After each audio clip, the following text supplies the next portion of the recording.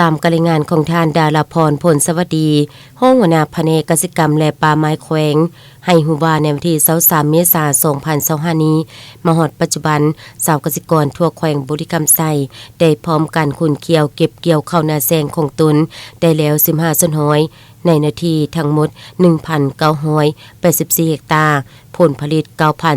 9,756 ต้นปฏิบัติได้แล้ว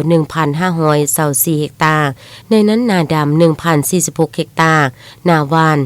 478 เฮกตาร์เท่ากับ 76.82 ส่วนห้อยของแผนการคาดว่าจะเก็บเกี่ยวสำเร็จในท้ายเดือนพฤษภาคมปี 2025 นี้นอกจากการผลิตข้าวนาแซงแล้วยังได้เคียงคู่กับการผลิตพืชฤดูแล้งตามแผนการ 11,647 เฮกตาร์ผลผลิต 91,710 ต้นมาฮอดปัจจุบันได้ 8,535 เฮกตาร์เท่ากับ 73.28 ส่วนห้อยของแผนการโดยเฉพาะแม่นการปลูกมันด่างมันเผาสาลีหวานหมากอึและพืชผักมันสะอาดนอกนั้นยังได้ติดตามการเก็บกู้มันตุนของปีผ่านมาในนาทียังเหลือจากน้ำท่วม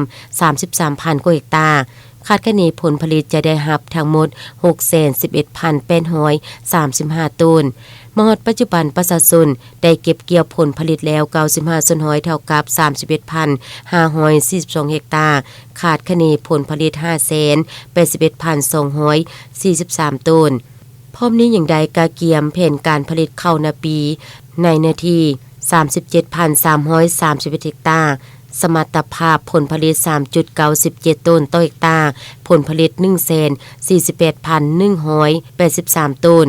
มฮอดปัจจุบันตกกาได้แล้ว1ส่วนห้อยเกี่ยมดินได้แล้ว 0.80 ส่วนห้อยพืชฤดูฝนเนื้อที่แผนการ 18,437 เฮกตาร์สมรรถภาพผลผลิต 14.30 ต้นต่อเฮกตาร์ผลผลิต 263,797 ต้นในนั้นพืชเสบียง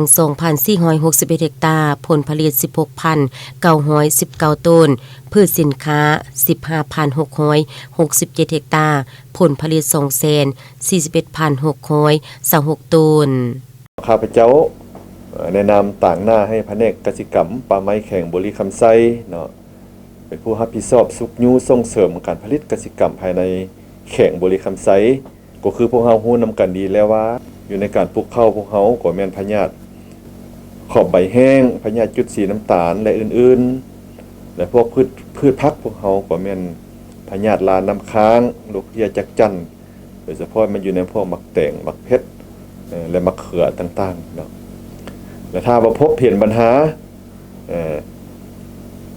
ต้องได้เอาใจใส่แก้ไขให้ทันกับเวลาเนาะเพื่อรายงานให้วิสาเฉพาะพวกเราโดยเฉพาะเป็นห้องการเกษตรกรรมป่าไม้เมืองแผนกเกษตรกรรมป่าไม้แข็งลงช่วยชาวเกษตรกรให้ทันเวลาเพื่อรับประกันทางด้านปริมาณและคุณภาพเฮ็ดให้ผลผลิตพวกเราได้รับคุณภาพสูง